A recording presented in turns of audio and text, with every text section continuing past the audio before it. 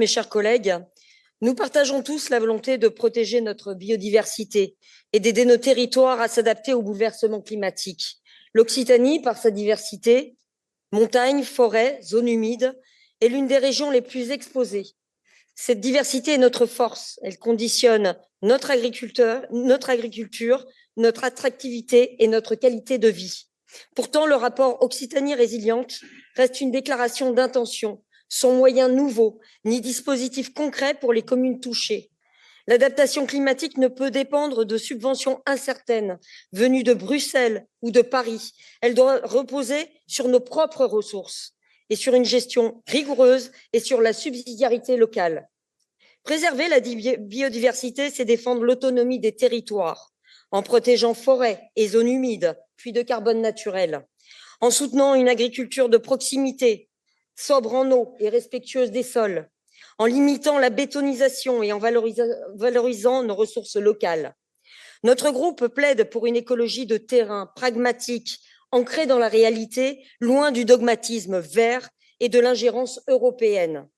Mais comment la région peut-elle prétendre protéger la biodiversité d'Occitanie, donc notre identité, notre souveraineté écologique et notre avenir, tout en soutenant des projets qui la détruisent, défigurent nos territoires et accroissent notre dépendance à des technologies coûteuses et importées? Je pense ici à l'implantation massive d'éoliennes terrestres et désormais maritimes. Le parc éolien flottant au large de Leucate, soutenu par l'État et la Commission européenne, en sont une illustration frappante. Imposé contre l'avis d'une large partie de la population, il s'ajoute à la saturation déjà insupportable des corbières, désormais hérissées de mâts à perte de vue. Leucate et les communes voisines se retrouvent littéralement enclavées entre les éoliennes terrestres et marines. Cette double industrialisation du paysage porte atteinte à l'environnement, au cadre de vie et à l'attractivité touristique de notre littoral. Ce catéchisme est une aberration paysagère, économique et écologique. Paysagère car il défigure un patrimoine parmi les plus beaux de France. Économique car il déprécie le foncier, fait fuir les visiteurs et fragilise la pêche et le tourisme. Écologique, enfin, car ces infrastructures industrielles non recyclables à 80% nécessitent des matériaux rares, perturbent la biodiversité et ne fonctionnent qu'un quart du temps pour le terrestre. Et Madame la Présidente, 40 à 50% pour le offshore. Donc oui, ce sont des énergies intermittentes. C'est une incohérence totale avec l'objectif affiché de préserver la biodiversité et le vivant. Là où nous devrions restaurer les milieux naturels, nous les remplaçons par un éolien industriel qui les abîme. Et quand les pêcheurs déjà fragilisés s'inquiètent des pertes de zones de pêche traditionnelles, et les entreprises de leurs coûts de production, les riverains dénoncent les nuisances environnementales.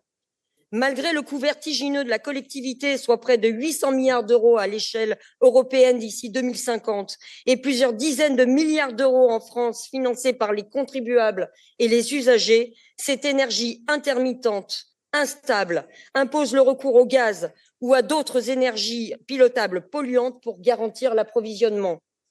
Elle ne renforce en rien notre souveraineté énergétique et fait exploser les factures d'électricité, son coût étant 80 fois supérieur à celui du nucléaire. Le Rassemblement national, fidèle à la vision portée par Marine Le Pen dans le plan Mesmer de Marie Curie, défend une alternative crédible et durable.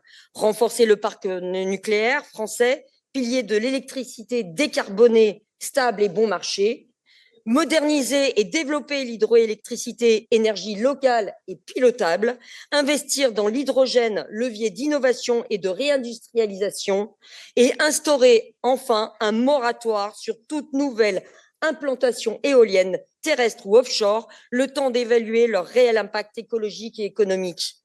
Face à cette saturation éolienne des corbières et à la menace qui pèse sur toute notre région, ma question est simple. Madame la Présidente, pourquoi persistez-vous à suivre les injonctions idéologiques de Paris et de Bruxelles, à soutenir des projets massivement contestés, destructeurs pour la biodiversité et ruineux pour nos territoires, alors que des alternatives crédibles, durables et souveraines existent pour assurer l'avenir énergétique d'Occitanie? Je vous remercie.